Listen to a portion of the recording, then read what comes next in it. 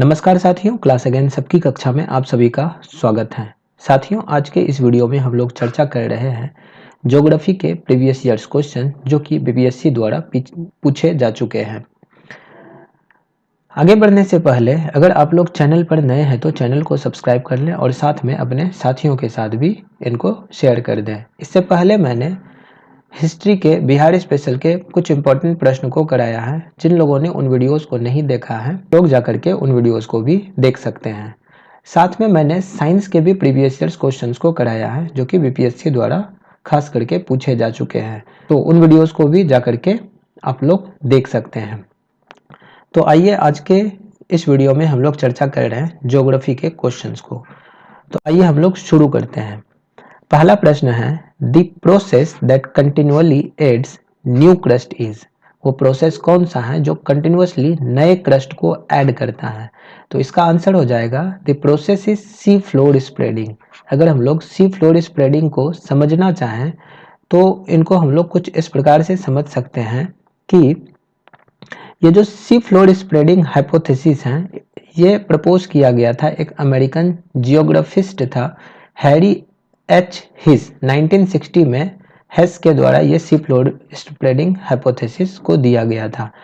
इसमें होता क्या है कि it is the process of magma welling up in the rift as the old crust pulls itself in opposite direction. इसको हम लोग थोड़ा सा सिंपल भाषा में समझते हैं कि देखो बेसिकली होता क्या है कि अगर हम लोग इसको अर्थ क्रस्ट मान के चलें तो अर्थ क्रस्ट के नीचे हमारा ये एस्थनोस्फेयर है और इनके नीचे ये हमारा मेंटल है।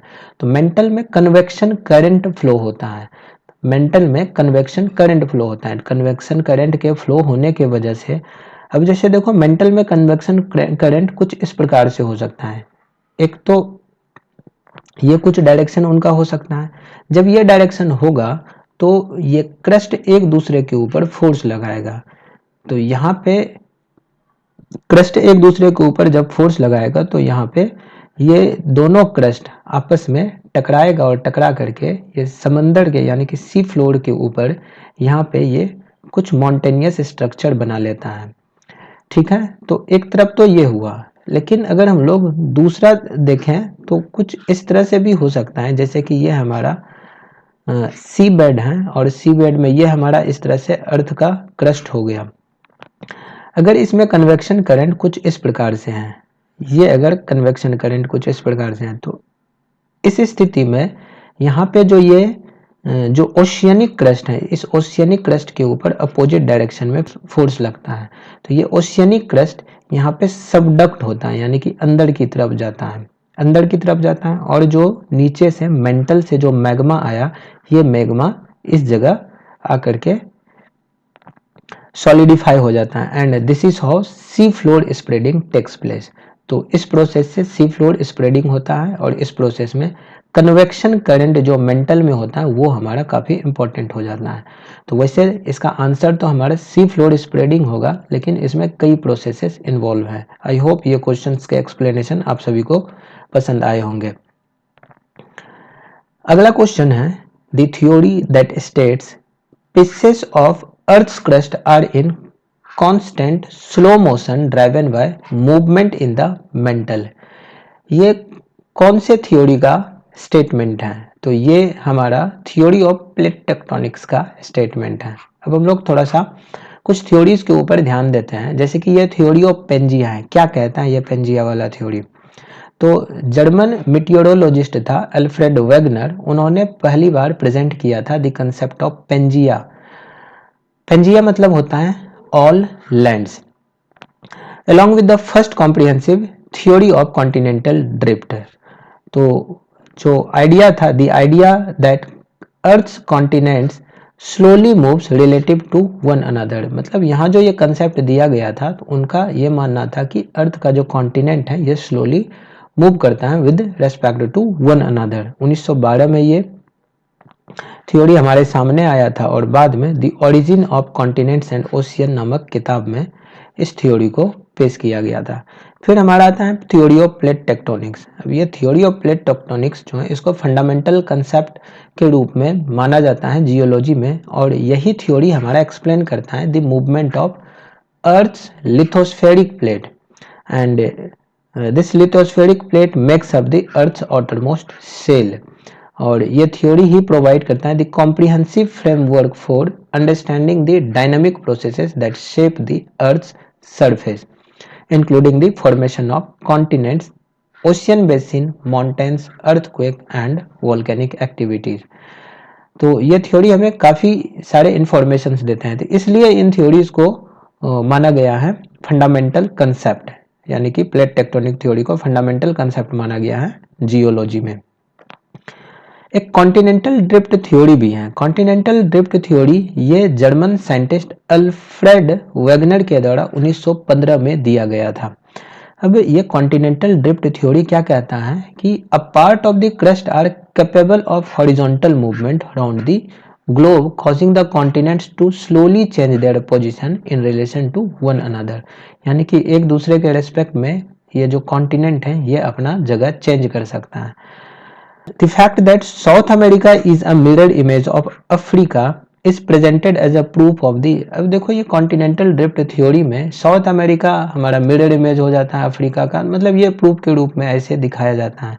And hundreds of millions of years पहले जो है all the lands of the अर्थ जो है वो हमारा ज्वाइंट टुगेदर था, मतलब एक बहुत बड़ा लैंड मास था, ये एक सुपर कॉन्टिनेंट था, और यही सुपर कॉन्टिनेंट उस दौरान पेंजिया कहलाता था।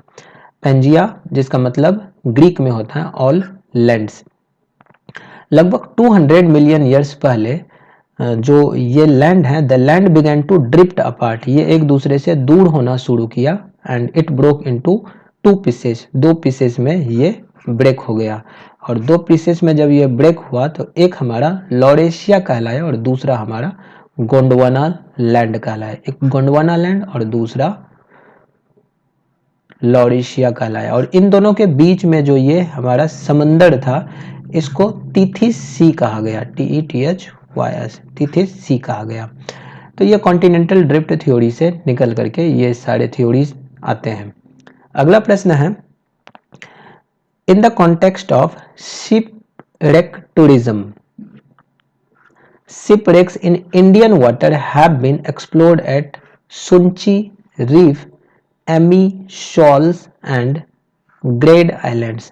तो ये आइलैंड्स कहाँ पे लोकेटेड है, वेयर आर दीज लोकेटेड, या फिर इनके लोकेशंस क्या हैं? तो इनका लोकेशंस है off the coast of Goa, Goa coast के आसपास हमें ये देखने को मिलता है।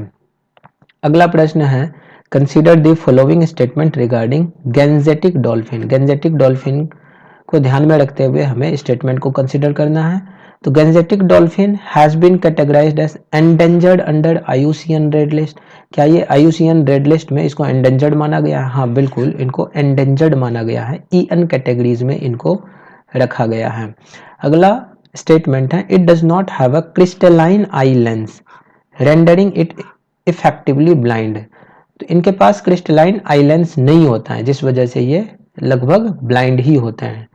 तो ये भी स्टेटमेंट हमारा ट्रू है, फर्स्ट भी ट्रू था। तीसरा स्टेटमेंट है, navigation and hunting are carried out using echo location. ये स्टेटमेंट भी हमारा सही है, इको लोकेशन को यूज करके ये नेविगेशन और हंटिंग करता है क्योंकि ये ब्लाइंड है। And it has been recognised as India's national aquatic animal. बिल्कुल सही, नेशनल एक्वेटिक एनिमल है ये हमारा। तो हमारा चारों स्टेटमेंट सही हो जाएगा and the answer is D. Gangetic dolphins के बारे में कुछ और हम लोग इंफॉर्मेशन को देखें तो गैंजेटिक डॉल्फिन का हैबिटेट हिस्टोरिकली ये डिस्ट्रीब्यूटेड है कुछ मेजर रिवर सिस्टम में, जैसे कि गंगा हुआ, ब्रह्मपुत्रा हुआ, मेघना हुआ, कर्णफुली एंड सांगू ऑफ इंडिया, और नेपाल और बांग्लादेश में भी हमें ये देखने को मिलता है। और रिसेंट स्टडी ये कहता है कि गंगा रिवर बेसिन में the species recorded from the main stream of Ganga river followed by the tributaries Ghaghara, Kosi, Gandak, Chambal, Rupnarayan and Yamuna, इन सब में भी हमें ये देखने को मिलते हैं। कुछ फीचर्स अगर इनका देखें तो ये लगभग ब्लाइंड ही होते हैं and they Hunt by using ultrasonic sounds, जो कि ये एमिट करता है, जिसको कि हम लोग इकोलोकेशंस मेथड कहते हैं। प्रोटेक्शन स्टेटस अगर देखें तो IUCN में जो है ये इंडेंजर्ड है, और इंडियन वाइल्ड लाइफ एक्ट के अंडर ये शेड्यूल 1 स्पीसीज में आते हैं। और फिर साइट्स में ये अपेंडिक्स 1 में आता है और कन्वेंशन ऑन माइग्रेटरी स्पीसीज में CMS में भी ये अपेंडिक्स 1 में आता है। प्रोजेक्ट डॉल्फिन भारत सरकार के द्वारा शुरू किया गया था डॉल्फिन्स को कंजर्व करने के लिए। और फिर विक्रमशिला गंगेस डॉल्फिन सेंचुरी इनको भी स्टैब्लिश किया गया है भागलपुर बिहार में। और national Ganga river dolphin day जो है वो 5 अक्टूबर को मनाया जाता है प्रत्येक वर्ष। अगला प्रश्न है एसर्शन रीजन टाइप। तो एसर्शन है हमारे पास rich placer deposits of gold are found on the Ghana coast and gold bearing veins are found in Brazil. तो घाना कोस्ट के पास हमें बहुत सारे प्लेसर डिपॉजिट्स देखने को मिलते हैं गोल्ड का, और इनके जो सोर्स है ना गोल्ड बियरिंग वेन्स जो हैं वो हमें ब्राजील में देखने को मिलता है। तो ये स्टेटमेंट यानी कि असर्शन हमारा ट्रू है। दूसरा है reason at some point of time this continents were joined together along with the Atlantic coast. तो अटलांटिक कोस्ट के अलोंग जो है ये at some point of time in the past ये ज्वाइंड था एक दूसरे से। तो क्या ये स्टेटमेंट सही है? बिल्कुल ये स्टेटमेंट सही है। और क्या ये रीजन हमारा असर्शन का है? तो ऐसा लग रहा है कि ये रीजन हमारा असर्शन का है, यानी कि असर्शन रीजन दोनों ट्रू हो गया। Both A and R are true और इनके सही एक्सप्लेनेशन भी हो गया and R is the correct explanation of A, यानी कि ऑप्शन डी हो जाएगा हमारा आंसर। नेक्स्ट क्वेश्चन है which one of the following is world's richest region from marine biodiversity perspective। दुनिया का रिचेस्ट रीजन कौन सा है मरीन बायोडाइवर्सिटी के पर्सपेक्टिव से? Comprising 21 islands with estuaries beaches forest of the near shore environment sea grasses coral reefs salt marshes and mangroves.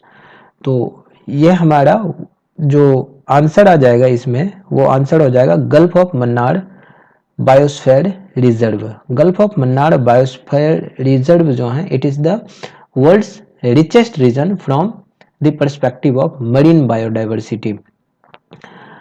यहाँ जो other options दिए हुए हैं उसके बारे में भी हम लोग थोड़ा बहुत जान ले तो नंदा देवी बायोस्फीयर रिजर्व ये हमारा उत्तराखंड में देखने को मिलता है and it includes parts of Chamoli Almora and Pithoragarh. और फिर जो मेजर फॉरेस्ट टाइप यहाँ पे पाए जाते हैं वो हमारे टेम्परेट फॉरेस्ट हैं एंड कुछ इंपॉर्टेंट स्पीसीज यहाँ का देखें तो that is silver weed orchids, ये कुछ इंपॉर्टेंट स्पीसीज हैं and biosphere reserve has rich fauna. For example snow leopard, यहाँ में स्नो लियोपार्ड देखने को मिलते हैं।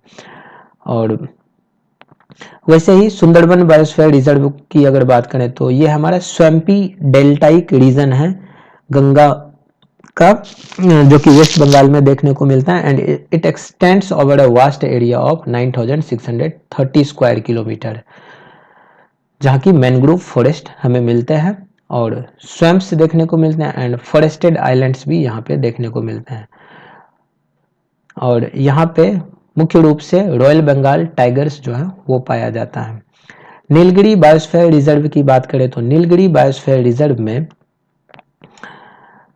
The first of the 14 biosphere reserve of India ये है और इसको इस्टेब्लिश किया गया था 1986 में। फिर gulf of Mannar biosphere reserve के बारे में हम लोग वैसे क्वेश्चन में देखें, लेकिन फिर भी इनको अगर देखें तो ये लगभग 1,05,000 हेक्टेयर्स में फैला हुआ है and it is in the south east coast of India and it is one of the world's richest region from the perspective of marine biodiversity. Biosphere reserve में करीब करीब 21 आइलैंड्स हैं जिसमें कि एस्चुरीज हैं, बीचेस हैं, फॉरेस्ट हैं, near shore environment हैं, फिर सी ग्रासेस हैं, coral reefs, salt marshes, mangroves, ये सब यहाँ देखने को मिलते हैं। तो ये सब कुछ हमारा इंपॉर्टेंट इंफॉर्मेशन हुआ। कुछ और बायोस्फीयर रिजर्व को देखें तो जैसे कि कोल्ड डेजर्ट बायोस्फीयर रिजर्व हमें हिमाचल प्रदेश में देखने को मिलता है, कोल्ड डेजर्ट। फिर वैसे ही इस मैप को आप लोग देख सकते हैं वीडियो को पॉज करके, हमें बहुत सारे बायोस्फीयर रिजर्व जो हैं वो हमें इंडिया के वेरियस पार्ट्स में देखने को मिलते हैं। नेक्स्ट क्वेश्चन हो जाता है, what is the local time of Thimphu, that is Bhutan, located at 90 degree east longitude when the time at Greenwich is 12 noon. अब 69th बीपीएससी में ये वाला प्रश्न था कि 90 डिग्री के ऊपर ये लोकेटेड है, भूटान का जो थिम्पू है वो, तो यहाँ पे, और ये ईस्ट लॉन्गिट्यूड में है। तो हम लोग जानते हैं कि हमारा जो अर्थ है, अर्थ में एक हमारा ग्रीनविच मीन टाइम है, यानी कि ये हमारा 0 डिग्री लॉन्गिट्यूड हो गया। अब 0 डिग्री लॉन्गिट्यूड के ईस्ट साइड देखें तो ये ईस्ट लॉन्गिट्यूड हुआ और इधर ये वेस्ट लॉन्गिट्यूड हुआ। तो ईस्ट लॉन्गिट्यूड में इधर हम लोग जानते हैं कि जो इंडिया का लोकेशन है, तो इंडिया के लोकेशन में ही ये उनके आसपास में ही यहाँ पे हमारा जो इंडिया का नॉर्थ ईस्टर्न स्टेट्स हैं वहाँ पे नॉर्थ साइड में हमें अरुणाचल प्रदेश और असम के नाइबर्स में हमें भूटान देखने को मिलता है। तो इसका लॉन्गिट्यूड 90 डिग्री ईस्ट दिया हुआ है। तो यहाँ पे टाइम क्या होगा, लोकल टाइम यहाँ पे, तो हम लोग ये जानते हैं कि ये जो टाइम है ये इंक्रीज करता है 4 मिनट्स पर 1 degree of longitude. 1 degree longitude को पार करने में कितना समय लगता है, that is 4 minutes.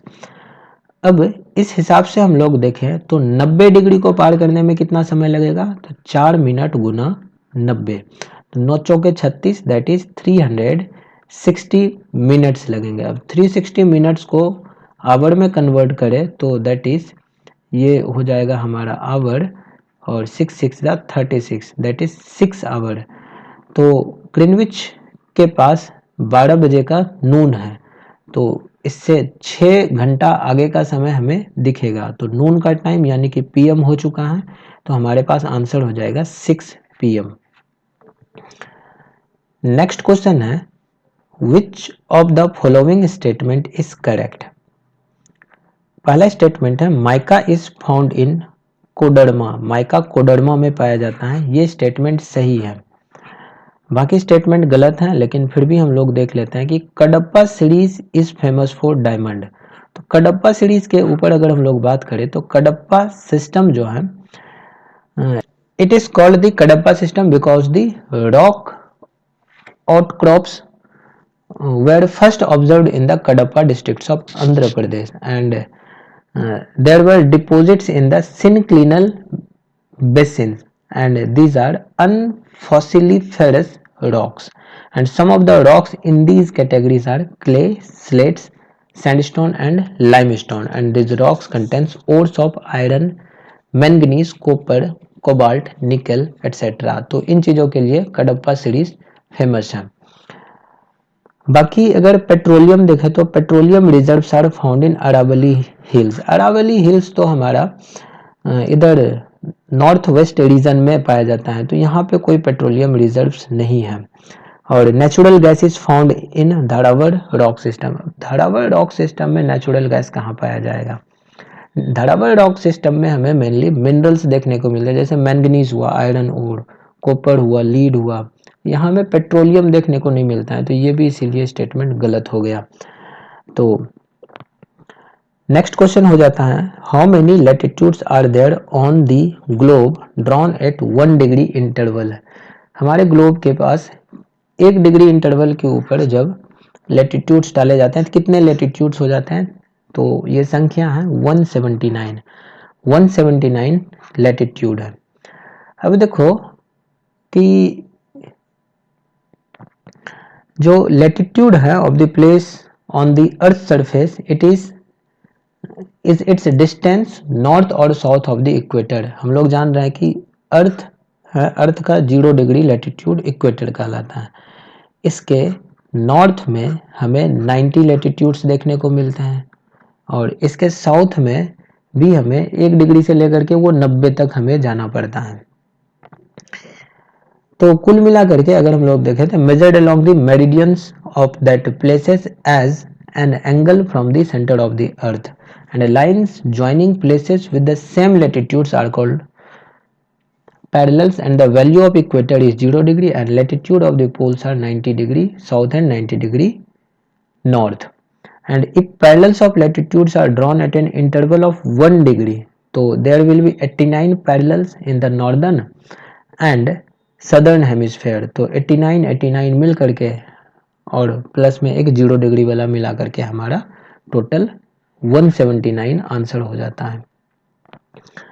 Next question है the average height of Kosi plain from mean sea level is. Mean sea level से कोसी प्लेन का एवरेज हाइट कितना है, तो it is 30 metre.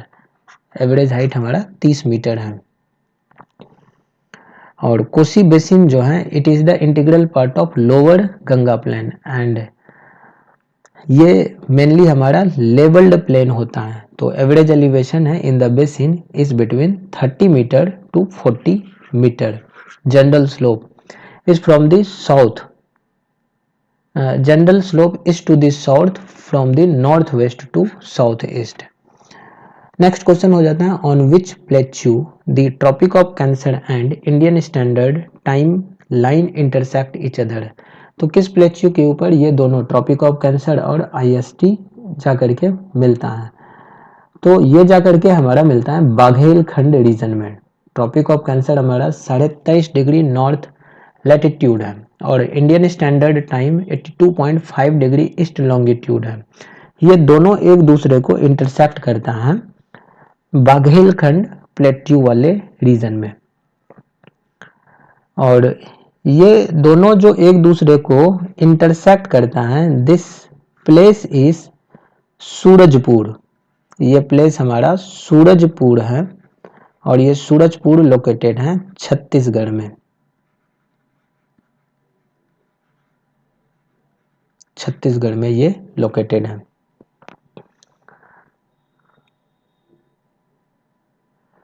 So the answer will be Baghelkhand. Baghelkhand में ये हमारा जाकर के मिलता है।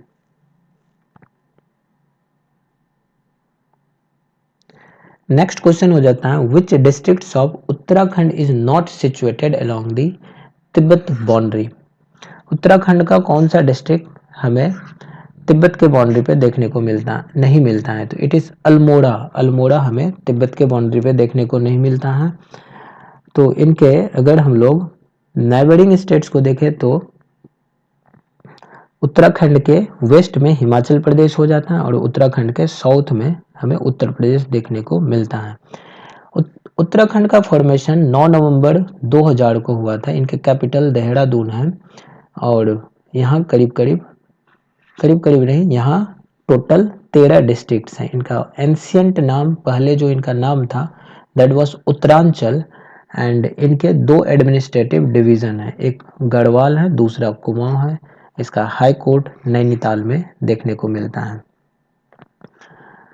नेक्स्ट क्वेश्चन हो जाता है हमारे पास where does the El Nino current flow. El Nino current कहाँ पे फ्लो होता है, तो एल नीनो करंट हमें पैसिफिक ओशियन में देखने को मिलता है। तो El Nino current flows in Pacific Ocean. Next question हो जाता है the Emirates of UAE are. United Arab Emirates के कौन कौन से अमीरात हैं, तो इनमें आ जाता है अबू धाबी, एक अबू धाबी आ जाता है, दुबई आ जाता है, अजमान, फिर अल कुवैन, फुजैरा, फिर रास अल खमैन एंड शारजा। ये कुल मिला करके हमारे पास 7 अमीरात आ जाते हैं। तो इसका आंसर हो जाएगा Abu Dhabi, Dubai, Sharjah, Ajman, Al Quwain, Fujairah, Ras Al Khaimah. Answer D हो जाता है। नेक्स्ट क्वेश्चन है the river Subarnarekha originates near which of the following village.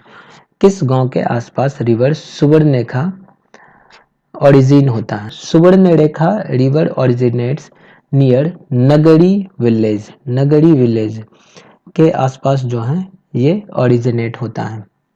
ये हमारा इंटर स्टेट रिवर है और ये नगरी विलेज जो कि रांची डिस्ट्रिक्ट्स में है झारखंड में, तो वहां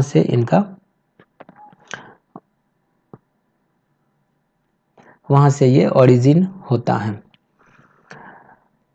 कुछ और मेजर रिवर्स की हम लोग बात करें तो जैसे कि गंगा हुआ, गंगा हमें गंगोत्री ग्लेशियर्स से निकलता हुआ दिखता है और बे ऑफ बंगाल में जाकर के ये सारे पानी को यानी कि सारा वाटर को ड्रेन करता है।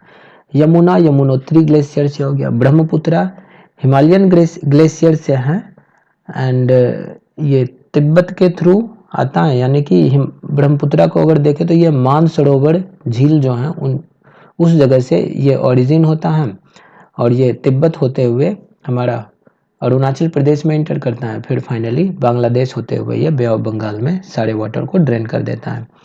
चंबल नदी जो है, चंबल नदी ये हमारा ट्रिब्यूटरी है यमुना नदी का और ये स्टार्ट होता है मध्य प्रदेश में। सोन रिवर ये भी गंगा का ट्रिब्यूटरी है और ये अमरकंटक हिल्स से ये ओरिजिन होता है। गंडक नदी नेपाल में इनका ओरिजिनेशन है, गंगा का ये ट्रिब्यूटरी भी है। और फिर कोसी नदी ये स्टार्ट होता है हमारा बिहार से near the Indo Nepal border और फिर महानदी रिवर आ जाता है हमारा दांदा कारनिया प्लेट्यू जो है वहाँ पे छत्तीसगढ़ में, और दामोदर नदी जो है ये ट्रिब्यूटरी हो जाता है हमारा हुगली का नियर चंदवाड़ा इन झारखंड। तो ये कुछ इंपॉर्टेंट रिवर्स हैं और वो कहाँ से ओरिजिन होते हैं, उनके कुछ ट्रिब्यूटरीज हो गए। नेक्स्ट क्वेश्चन हो जाता है, in the end of its mountainous journey at Attock the Indus river is joined by which river from Afghanistan. Afghanistan से कौन सी नदी ज्वाइन करता है जब अटॉक के पास इनकी मॉन्टेनियस जर्नी खत्म होती है? तो the river is Kabul river. Kabul river Afghanistan से आता है और इंडस नदी को ये ज्वाइन करता है। नेक्स्ट क्वेश्चन हो जाता है, which one of the following is well publicised wild life campaign in the world launched in 1973। तो ये वाइल्ड लाइफ कैंपेन कौन सा है? It is project tiger which was well campaigned. बहुत ही बढ़िया तरीके से इनका कैंपेनिंग किया गया था। Project tiger basically wild life conservation initiative था हमारे भारत में 1973 में। प्रधानमंत्री उस समय की जो इंदिरा गांधी थी उन्होंने इसको लॉन्च करा था। इनका प्राइमरी ऑब्जेक्टिव था to ensure the survival and maintenance of the tiger population in their natural habitat by creating dedicated tiger reserve. और इसका administration national tiger conservation authority के पास था और जो लार्जेस्ट टाइगर रिजर्व इंडिया में है that is Nagarjuna Sagar Srisailam tiger reserve, जो कि आंध्र प्रदेश और तेलंगाना में आता है। और स्मॉलेस्ट टाइगर रिजर्व हमें महाराष्ट्र में बोर टाइगर रिजर्व के रूप में देखने को मिलता है। नेक्स्ट क्वेश्चन हो जाता है, which of the following statement is true about troposphere. पहला स्टेटमेंट है, it is the top most layer of the atmosphere. अब ये गलत स्टेटमेंट है। ट्रोपोस्फेयर तो हमारा सबसे नीचे वाला लेयर होता है, it is the lower most layer, तो इसीलिए पहला स्टेटमेंट गलत हो गया। दूसरा स्टेटमेंट है, the temperature at this layer increases with the height. अब इस लेयर में टेम्परेचर हमारा इंक्रीज नहीं होता है बल्कि इस लेयर में टेम्परेचर हमारा डिक्रीज होता है, तो ये स्टेटमेंट भी गलत हो गया इंक्रीज के वजह से। It's average height is 13 kilometre, तो ये स्टेटमेंट सही है, लगभग 13 किलोमीटर इनका एवरेज हाइट है, तो आंसर विल बी सी। अगर लेयर्स ऑफ एटमॉस्फेयर की बात करें तो हमारे पास आ जाता है troposphere, stratosphere, mesosphere, thermosphere, ionosphere and finally exosphere. तो कुल मिलाकर के ये 5 लेयर्स हैं, मेनली 5 लेयर्स हैं हमारे एटमॉस्फेयर के। नेक्स्ट क्वेश्चन हो जाता है, the southern continent broken from Pangaea is called. अब अभी हम लोग पहला क्वेश्चन को डिस्कस किए और उसमें हम लोग देखे कि पेंजिया और पेंथलासा जो हैं इसके बारे में हम लोग वहाँ पे चर्चा किए थे। अब पेंजिया जब ब्रेक हुआ था तो इनके ब्रेकडाउन होने के वजह से ये 2 हिस्से में बटा था। ऊपर वाला हिस्सा हमारा लॉरेशिया कहलाया और नीचे वाला हिस्सा हमारा गोंडवाना लैंड कहलाया। This is Gondwana land.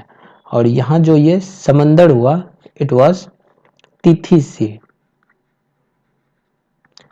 सी और ऊपर वाला लॉरेशिया। तो इसका जवाब हो जाएगा option number B, that is Gondwana land. Next question हो जाता है, the Arctic region and the Antarctica continent are situated near.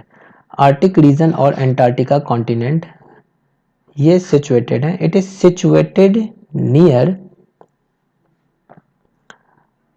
North and the south pole. It is situated near north and the south pole. तो Arctic region हमारा north pole के पास है और Antarctic continent जो है, Antarctica continent, it is situated in the south pole. तो इसीलिए ऑप्शन नंबर बी हो जाएगा इनका आंसर। सहारा डेजर्ट हमारा अफ्रीका में है, इसलिए ये जवाब नहीं हो सकता है। और अमेजोन बेसिन ये हमें साउथ अमेरिका में देखने को मिलता है।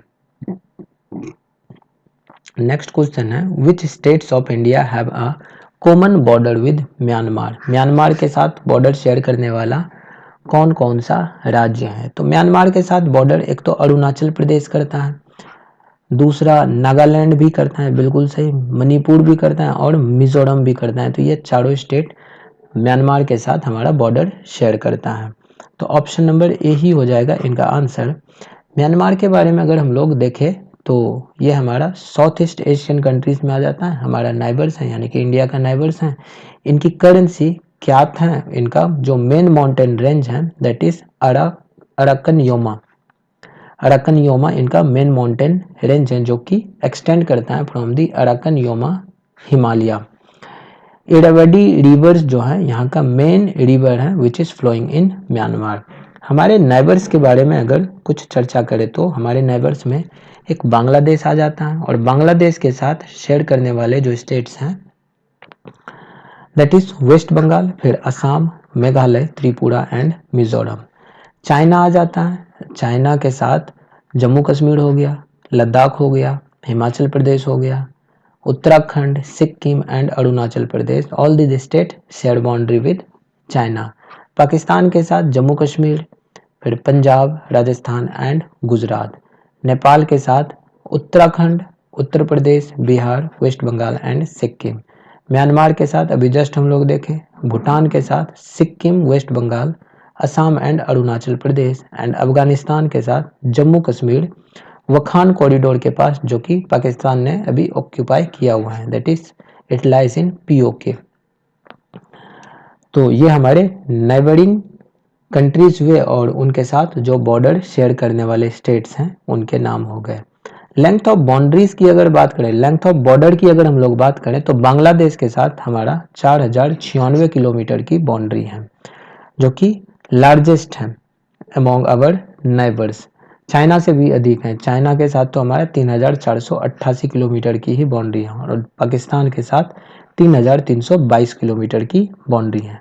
सबसे कम अफगानिस्तान के साथ है, 106 किलोमीटर की बाउंड्री है जम्मू कश्मीर के वखान कॉरिडोर में।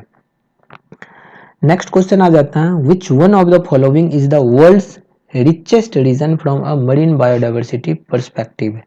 तो ये क्वेश्चन अभी जस्ट हमारा थोड़ी देर पहले आया था, तो it was gulf of Mannar biosphere reserve. इसके ऊपर हम लोग ऑलरेडी चर्चा कर चुके हैं। नेक्स्ट क्वेश्चन हो जाता है, India's territorial limit extends towards the sea up to how many nautical miles या kilometre from the coast. Coast से कितने नॉटिकल माइल्स या किलोमीटर तक हमारा टेरिटोरियल लिमिट एक्सटेंड करता है समंदर में। तो it is up to 12 nautical miles जो कि 21.9 किलोमीटर होता है। और ये होता है हमारा United Nation convention on law of the seas जो कि 1982 में इसको ये किया गया था। तो उसी के अनुसार हमारा 12 नॉटिकल माइल्स जो होता है that is our territorial limit. और जो 24 नॉटिकल माइल्स का जो डिस्टेंस है from the base line it is called the contiguous zone and the distance of 200 nautical miles from the base line is called the exclusive economic zone. Next question हो जाता है, which of the following river valleys is rich in coal reserves in India. कौन सा river valley हमारा rich है कोल reserve में? तो it is the, वैसे इसका answer more than one of the above हो जाएगा। अब इसको हम लोग थोड़ा सा देखते हैं कि more than one of the above कैसे होगा। देखो, more than 97% of the coal reserves ये हमारा दामोदर, सोन और महानदी रिवर वैली में पाया जाता है। 97% से भी अधिक कोल रिजर्व्स जो हैं, और इनके साथ में गोदावरी रिवर बेसिन भी है, गोदावरी। तो यहाँ पे 97% हमारा कोल रिजर्व्स पाया जाता है, तो इसीलिए ये आंसर हमारा more than one of the above हो जाएगा। और इसमें जो most important Gondwana coal field जो है, it is located in the Damodar valley. Damodar valley और इनका ट्रिब्यूटरी वैली जो है वो झारखंड और वेस्ट बंगाल में देखने को मिलता है। झरिया और रानीगंज कोल फील्ड हमें यहाँ पे देखने को मिलता है। कोनार, बाराकर एंड बोकारो वैली ये भी झारखंड वेस्ट बंगाल में है। सोन वैली छत्तीसगढ़ में है। फिर Mahanadi valley it is in Chhattisgarh and Odisha. Brahmani valley it is in Odisha. Godavari valley with its tributary it is in Maharashtra and Andhra Pradesh. और नर्मदा वैली हमें मध्य प्रदेश में देखने को मिलता है। नेक्स्ट क्वेश्चन हो जाता है, towards the end of summer there are pre monsoon showers which are common phenomena in Kerala and coastal areas of Karnataka. Locally इसको हम लोग क्या कहते हैं? प्री मॉनसून शॉवर को। प्री मॉनसून शॉवर हमारा मैंगो शॉवर के नाम से जाना जाता है। तो mango shower it is the name of the pre monsoon shower in Karnataka, Kerala, Konkan coast and Goa. और ये हेल्प करता है वहाँ पे इन रैपनिंग ऑफ द मैंगोज, इसलिए इनको मैंगो शॉवर्स नाम दिया गया है। इनको अप्रैल रेन्स या समर शॉवर्स के नाम से भी जाना जाता है। और जो रीजन है, the region of mango shower is thunder storm over the Bay of Bengal. और ये जो समर रेन्स हैं ये normally it comes in the second half of the month of April and though the arrival is difficult to predict, लेकिन फिर भी ये second month of the April में ये लगभग वहाँ पे पहुँच जाता है। And the shower prevents the mangoes from dropping prematurely from trees. और इसलिए ये काफ़ी ज़्यादा क्रूशियल हो जाता है मैंगो कल्टीवेशन के लिए। एक हमारा आता है ब्लॉसम शॉवर, ये भी हमारा प्री मॉनसून रेन ही है। और ये मेनली मार्च से मई के महीने में अकर होता है before the arrival of monsoon in India. And इसको हम लोग अप्रैल रेन्स के नाम से भी जानते हैं। एंड ब्लॉसम शॉवर इनको केरला में कहा जाता है। And it helps in the ripening of plantation crop जैसे कि कॉफ़ी और टी जो है इनके रैपनिंग में ये मदद करता है ब्लॉसम शॉवर। ये फिर नॉर्वेस्टर है, नॉर्वेस्टर या फिर इसी को काल बैसाखी कहा जाता है, जो कि लोकल रेनफॉल है और थंडर स्टॉर्म है, जो कि मेनली हमारे इंडिया के जो वेस्ट बंगाल हैं और बांग्लादेश वाले रीजन है वहाँ पे इनको इस नाम से जाना जाता है। काल Baisakhi it occurs with increasing frequency from March till monsoon established over the north east India. तो ये कुछ इंपॉर्टेंट टर्म्स हो गए जो कि इंपॉर्टेंट हो सकते हैं हमारे एग्जाम्स के लिए। नेक्स्ट क्वेश्चन है, atmosphere is mainly heated by. हमारे एटमॉस्फेयर किस वजह से हीट होते हैं? तो it is mainly heated by long wave terrestrial radiation. Long wave terrestrial radiations की वजह से ये हीट होता है। देखो, the energy of the sun reaches earth through radiations. Insolations के वजह से हमारे अर्थ के सरफेस के ऊपर ये एनर्जी पहुंचता है। यहाँ पे ये सर्कुलेट होता है थ्रू वेरियस प्रोसेसेस जैसे कि conduction, convection, advection and terrestrial radiations as well. तो इन सब मेथड से जो है यहाँ पे ये एनर्जी सर्कुलेट होता है। बट इनमें से जो हमारा मेन रीजन है जिससे कि एटमॉस्फेयर हमारा हीटेड होता है, that is long wave terrestrial radiation. Next question है, the Sargasso Sea is part of. Sargasso Sea किसका हिस्सा है? तो सारगासो सी जो है it is North Atlantic oceans का हिस्सा है। तो बेसिकली होता क्या है, ये जो सारगासो सी है ये नॉर्थ अटलांटिक ओशियन में एक रीजन है जहाँ जहाँ की it is an area of calm and steady water currents flowing around 20 से 40 डिग्री नॉर्थ लैटिट्यूड में और 35 से 75 डिग्री वेस्ट लॉन्गिट्यूड में, 20 से 40 डिग्री नॉर्थ लैटिट्यूड और 35 से 75 डिग्री लॉन्गिट्यूड में ये रीजन पाया जाता है। And it is an area situated between gulf stream, Kennedy current and north equatorial current. Rootless और थिक ग्रास यहाँ पे फ्लोट करते हुए हमें देखने को मिलता है on the coast of this sea and which is known as sargassum, and due to this grass इस एरिया को हम लोग सरगासो सी के नाम से जानते हैं।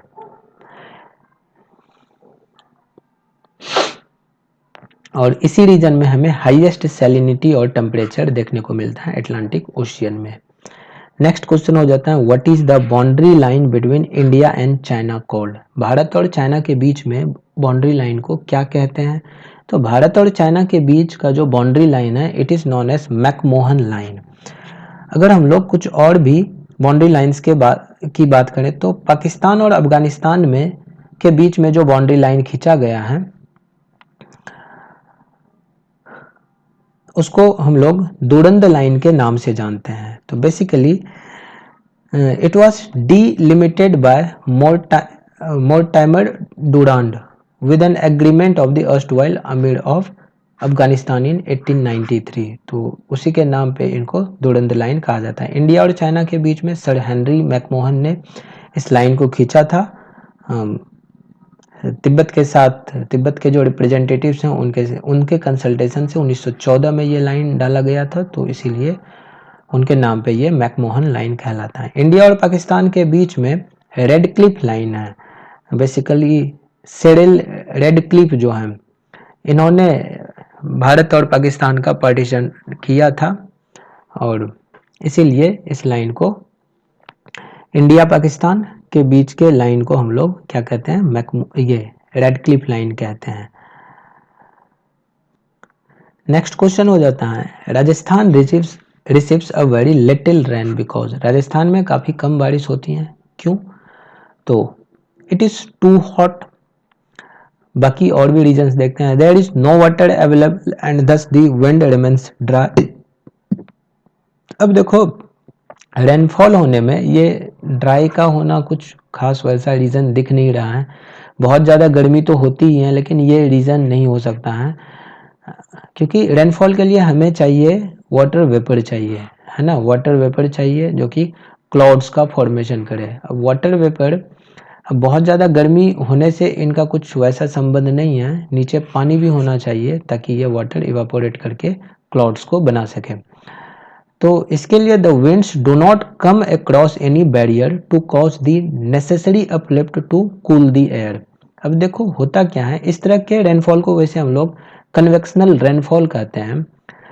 अब अगर मानसून को ही हम लोग देखें तो हमारा अगर ये इंडिया का ये अगर राजस्थान वाला रीजन है तो राजस्थान वाले रीजन में हमें एक ये माउंटेन रेंज देखने को मिलता है, दैट इज़ अरावली। ये अरावली माउंटेन रेंज है। जब इधर मानसून इंटर करती हैं तो मानसून इंटर करने के दौरान ये एकदम पैरेलली निकल जाता है, कोई भी बैरियर इनको नहीं मिलता है पूरे रास्ते में, जिस वजह से कन्वेक्शनल रेनफॉल नहीं हो पाता है राजस्थान वाले रीजन में, सीधा निकल जाता है। थोड़ा बहुत रेनफॉल होता है यहाँ अरावली रेंज का जो वो शुरुआत वाला पॉइंट है गुजरात के आसपास जो माउंट आबू वाला रीजन है, तो वहाँ पे थोड़ा बहुत रेनफॉल होता है। वैसे इनका आंसर हमारा सी हो जाएगा। नेक्स्ट क्वेश्चन है for which cultivation karewas are famous. तो कारेवा हमारा फेमस है for saffron cultivation. Karewa formation it is basically glaciofluvial lacustrine and aeolian loess of Pleistocene age. तो karewa deposits are composed of ये sand, silt, clay, shale, mud, lignite, gravel and loessic sediments से बना हुआ होता है। इसीलिए ये एक्सट्रीमली इंपॉर्टेंट है for agricultural and horticultural practices in the valley.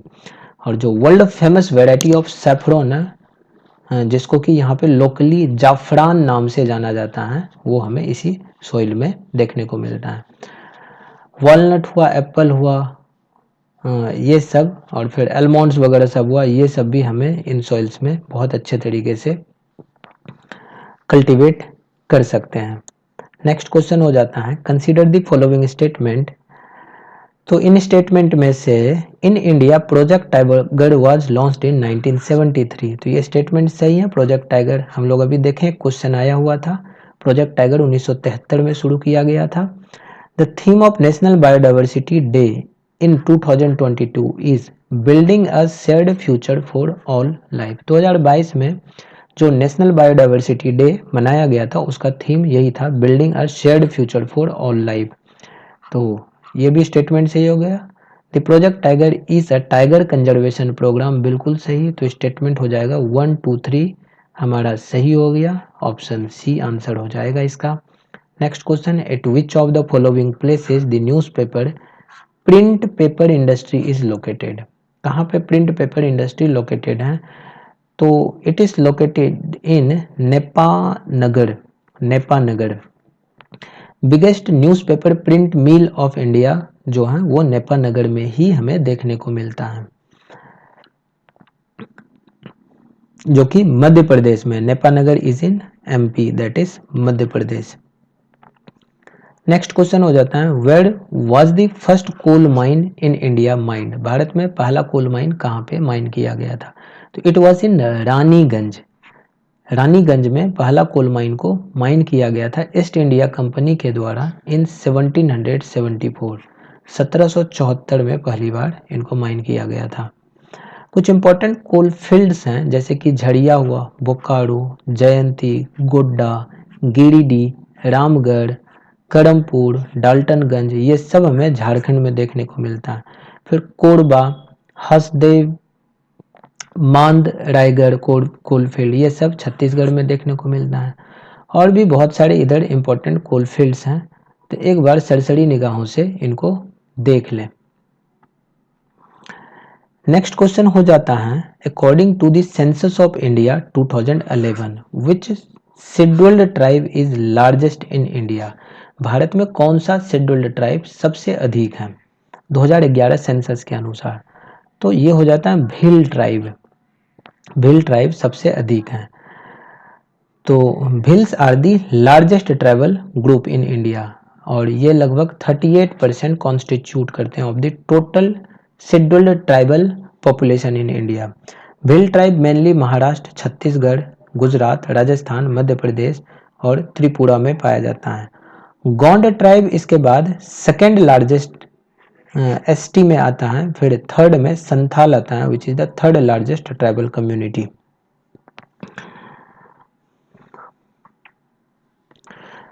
Socio economic caste census वो कंडक्ट किया गया था 2011 में, और पहली बार ये किया गया था 1931 के बाद।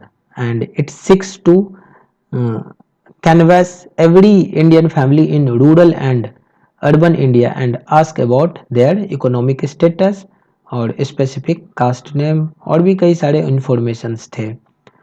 तो ये हो जाता है। अब जैसे कि देखें लिटरेसी रेट, अगर भारत में देखें तो लिटरेसी रेट मेल्स का 82.14% है 2011 सेंसस के अनुसार, फीमेल का 65.46% है, और ओवरऑल लिटरेसी रेट 74% हो जाता है।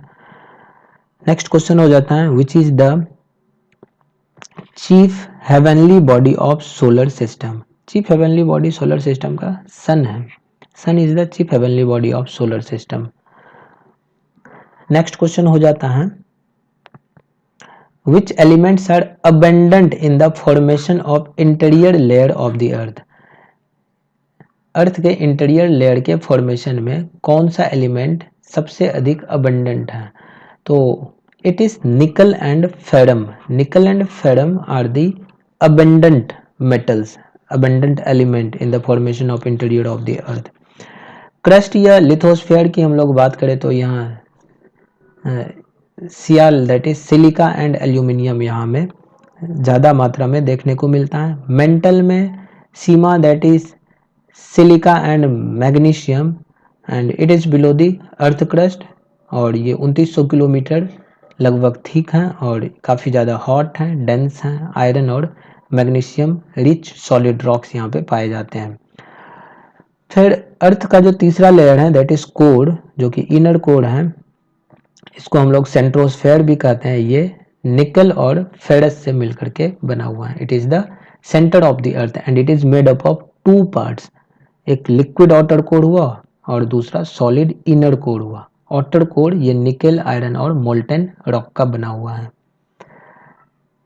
नेक्स्ट क्वेश्चन हो जाता है, which among the following postulated the concept of geographical cycle of erosion.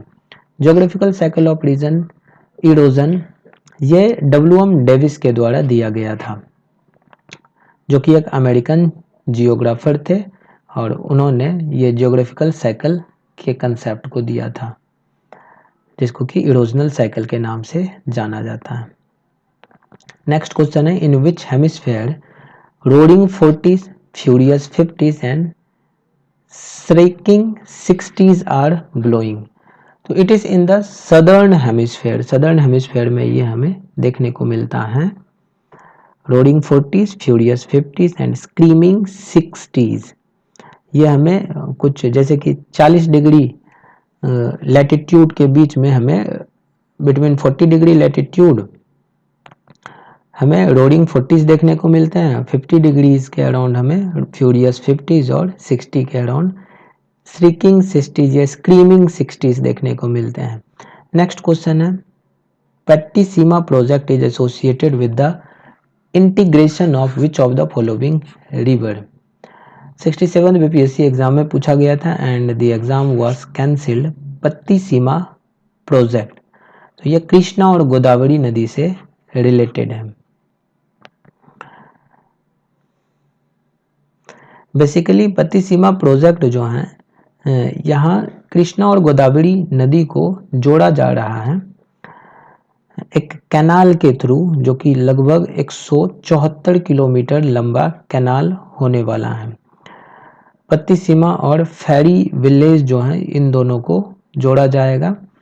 और एक तरफ हमारा कृष्णा रिवर हो गया जिधर फेरी विलेज हैं, और दूसरे तरफ गोदावरी नदी के पास जो है राजमुंद्री के पास पट्टिसीमा है। तो इन दोनों जगह को जोड़ा जाएगा ये पोलावरम राइट कैनाल प्रोजेक्ट के थ्रू, जो कि 174 किलोमीटर लंबा होने वाला है। तो ये रिवर लिंकिंग प्रोजेक्ट के तरह हम लोग इनको कंसिडर कर सकते हैं। नेक्स्ट क्वेश्चन है, combustion of underground coal occurs in the state. कौन से स्टेट में अंडरग्राउंड कोल का कंबस्टन अकर हो रहा है? तो it is in Jharkhand. Underground coal burning has been happening in Jharia of Jharkhand state since the last 100 years। Coal में जल्दी आग लग जाता है due to spontaneous heating and the fire spreads out over bigger areas and fire in coal mines originate from spontaneous combustion which occurs either underground or on the surface, and 75% of the fire occurs due to spontaneous combustion only. Next question है, the river Damodar, Koil and Suvarnika originate from which of the following? तो ये originate होता है हमारा छोटा Nagpur plateau वाले reason से। Next question हो जाता है, The theory of continental drift was developed by, तो it was developed by Wegener। continental drift theory Wegener के द्वारा डेवलप किया गया था। Which of the following statement are concerned with Eskers and Drumlins? Eskers और Drumlins के respect में हमें स्टेटमेंट को चूज करना है। तो Eskers are ridges of crudely bedded gravels and sands, तो ये भी सही स्टेटमेंट है ये। और drumlins are constituted mostly of boulders and clay, ये भी हमारा सही स्टेटमेंट है।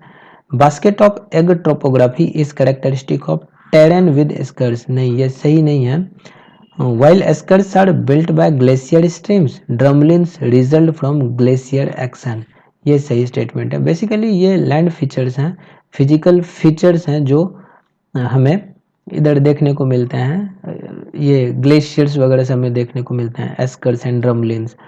ये जो तीसरा नंबर स्टेटमेंट है ये जो basket of egg topography, it is a characteristics of स्कर्स नहीं बल्कि ये ड्रमलिन्स होता है, DRUMLINS, ड्रमलिन्स का ये टोपोग्राफी है, कैरेक्टरिस्टिक्स है। तो आंसर हमारा हो जाएगा 1, 2 और 4, ऑप्शन बी। नेक्स्ट क्वेश्चन है, Sunda trench lies parallel to the island of, कौन से आइलैंड के पैरेलली सुंडा ट्रेंच लाई करता है? It lies parallel to Sumatra island, Sumatra island जो है इनके पैरेलली ये ट्रेंच लाई करता है। इंपॉर्टेंट ओशियनिक ट्रेंच अगर हम लोग देखें तो बहुत सारे इंपॉर्टेंट ओशियनिक ट्रेंच हैं, अब जैसे कि मिड इंडियन रिज हो गया इधर, चलो इसको देख लिया जाएगा। नेक्स्ट क्वेश्चन हो जाता है, compare the Himalayan river with peninsular river based on the following comparisons. देखो most of the Himalayan rivers are perennial, Himalayan rivers perennial यानी कि सालों भर इसमें पानी रहता है, whereas most of the peninsular rivers are rain fed। Statement सही है पहला नंबर। दूसरा स्टेटमेंट है, the gradient of Himalayan river is steeper than peninsular river, बिल्कुल सही स्टेटमेंट। 300 मीटर का लगभग ग्रेडियंट हमें यहाँ पे देखने को मिलता है हिमालयन रिवर में, तो ये ज़्यादा स्टीपर है। पेनिनसुलर रिवर कॉजेज मोर इरोजन, पेनिनसुलर रिवर में ज़्यादा इरोजन होता है? नहीं, हमें ज़्यादा इरोजनल एक्टिविटीज़ हिमालयन रिवर में देखने को मिलता है, तो इसीलिए ये स्टेटमेंट गलत हो गया। तो option number 1 and 2, statement 1 and 2 that is option 1 हमारा सही हो जाएगा। नेक्स्ट क्वेश्चन हो जाता है, an effective Coriolis force results from, तो इफेक्टिव कोरियोलिस फोर्स किस वजह से हो सकता है? तो effective Coriolis force results from rotation of the earth, earth के रोटेशन की वजह से कोरियोलिस फोर्स हमें देखने को मिलता है। कोरियोलिस फोर्स के बारे में देखें तो ये हमारा एक इनविजिबल फोर्स होता है that appears to deflect the object, ऐसा हमें प्रतीत होता है कि ये ऑब्जेक्ट को डिफ्लेक्ट करेगा, and it is determined by the object's rate of rotation and mass of the object. Next question हो जाता है, which of the following countries does not have land border with Dead Sea, के साथ कौन से country का land border नहीं है? तो डेड सी हमारा बेसिकली इजराइल और जॉर्डन के बॉर्डर पे हमें देखने को मिलता है, तो इजराइल, जॉर्डन और इधर ये तो हमारा लेबनान जो है, लेबनान इनका आंसर हो जाएगा। तो डेड सी जिसको कि हम लोग सॉल्ट सी भी कहते हैं, ये एक सॉल्ट लेक है जो कि जॉर्डन और इजराइल के बॉर्डर पे देखने को मिलता है। हालांकि वेस्टर्न सोर्स सदर्न हाफ ये जो है हमारा इजराइल में बिलोंग करता है, इजराइल को बिलोंग करता है, और इनका जो नॉर्दर्न हाफ सोर्स है वो वेस्ट बैंक को बिलोंग करता है, and this area is claimed by both Israel and Palestine, तो इसीलिए यहाँ पे पैलेस्टीन दिया हुआ है आंसर में, बट ये जो लेबनान है, लेबनान हमारा इसमें आंसर नहीं होगा, it does not have any land border with Dead Sea. Next question हो जाता है इसमें,